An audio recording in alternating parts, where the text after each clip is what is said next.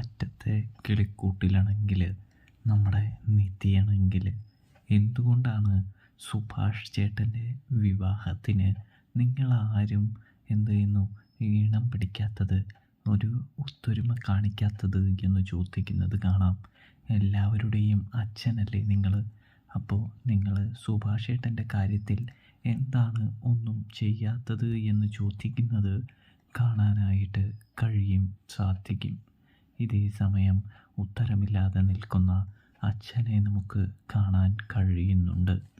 അങ്ങനെയിരിക്കെ നമ്മുടെ സുധീഷും ഹരീഷും ആണെങ്കിൽ ഈ ചോദ്യം അച്ഛനോട് ഇതിനു മുമ്പേ ചോദിച്ചിരിക്കുകയാണ്. അതുകൊണ്ട് തന്നെ അച്ഛനാണെങ്കിൽ ഒരു ജ്യോത്സ്യനെ വിളിച്ചു കൊണ്ടുവരുന്നുണ്ട് എന്ന് കാണാനായിട്ട് സാധിക്കും.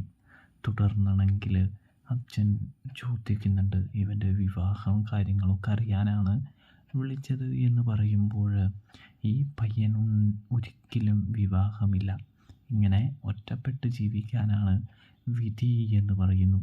ഇവൻ താമസിക്കുന്ന വീട്ടിൽ ഒരു പെൺകുട്ടി പോലും താമസിക്കില്ല, വാഴില്ല എന്ന് പറയുമ്പോൾ അത് സുധീഷിനും നിധിക്കും വലിയൊരു ഷോക്കായി മാറുന്നുണ്ട്. സുഭാഷ് ഏട്ടൻ വളരെയധികം സങ്കടപ്പെടുന്ന ഒരു കാഴ്ച കാണാനായിട്ട് സാധിക്കുന്നുണ്ട്. അങ്ങനെ സുഭാഷാണെങ്കിൽ തൻ്റെ മുറിയിലേക്ക് പോയിരുന്ന് പൊട്ടിക്കരയുന്ന ഒരു കാഴ്ചയാണ് പ്രേക്ഷകരെ കാണാൻ കഴിയുക. സുഭാഷിനി എന്ത് തീരുമാനമാണ് എടുക്കാനായിട്ട് പോകുന്നതെന്നൊക്കെ കണ്ടു തന്നെ കാണണം. എന്തായാലും നിധിയാണെങ്കിൽ സുഭാഷ് ഏട്ടനെ കൊണ്ട് വിവാഹം കഴിപ്പിക്കാനായിട്ടുള്ള തയ്യാറെടുപ്പിലാണെന്ന് കാണാനായിട്ട് കഴിയും. അപ്പോൾ സബ്സ്ക്രൈബ് ചെയ്യുക.